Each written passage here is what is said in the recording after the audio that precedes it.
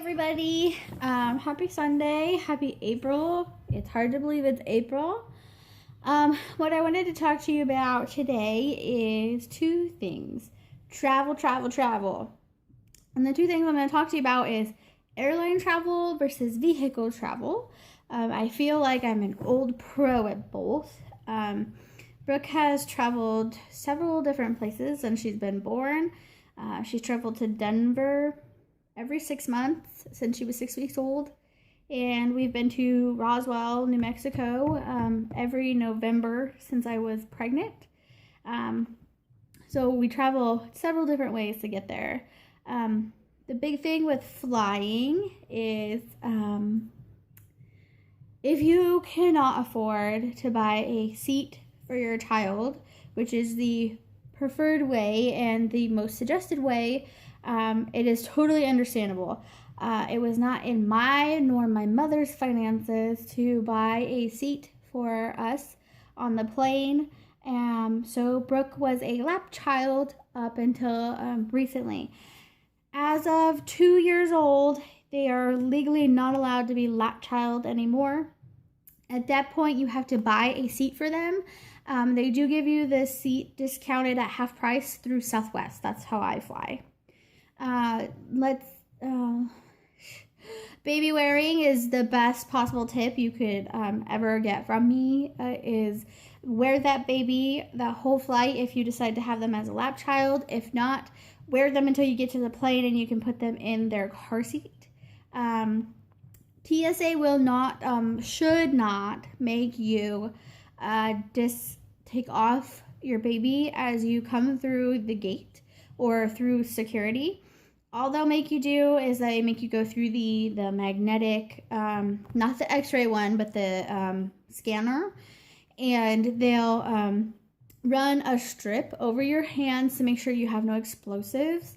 My big word for that is don't wear lotion that day, because I wore lotion when Brooke was 6 weeks old, the very first flight.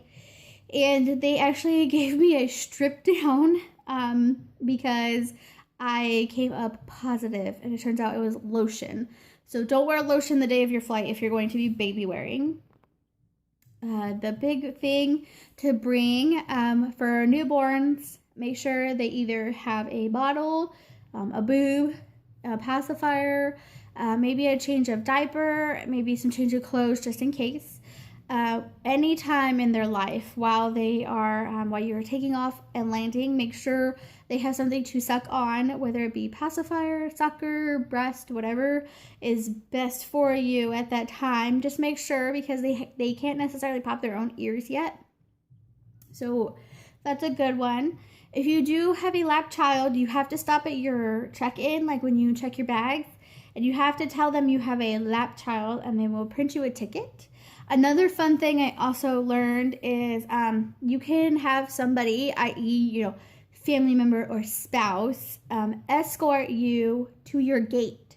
So basically what they do is Southwest does, remember Southwest, you ask for an accompaniment ticket so that your significant other or your family member can help you to the gate, and your person will need their ID, and they just print them up like a spare ticket, I guess.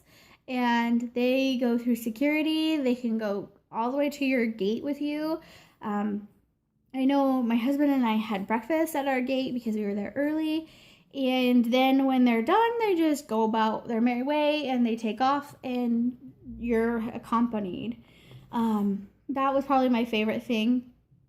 As your child gets older, I suggest bringing things to occupy them. When I say that, I mean new toys, new books, new things that they've never seen before. As they get a little older, I would suggest an iPad with some movies on it. That's the best thing. With the last time Brooke was flying, when she was 18 months old, make sure you always have like a snack. You can bring snacks in your purse or your backpack, whatever you bring. I would also tell you, I figured this out doing some research, is you can bring a cup. Brooke has a cup. I'll grab it. Hold on.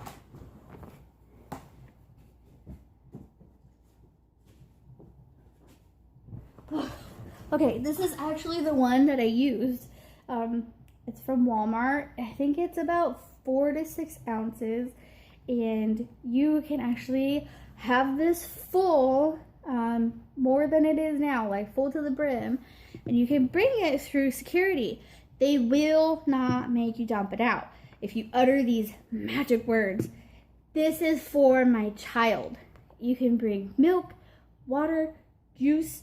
I think whenever we did it, we brought milk, and she had milk in here, and I said, this is for my child.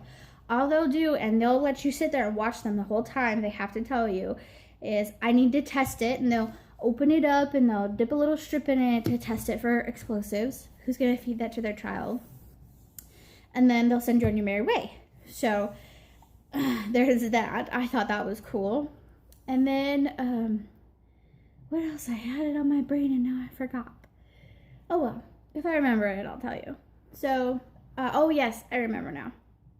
Fly during nap time, mid-morning, or near bedtime. And if you fly near bedtime, I would have them in their PJs, so that way they will fall asleep on the flight. Granted, a 6-week-old will fall asleep no matter what. Brooke slept through her whole entire first flight, no big deal.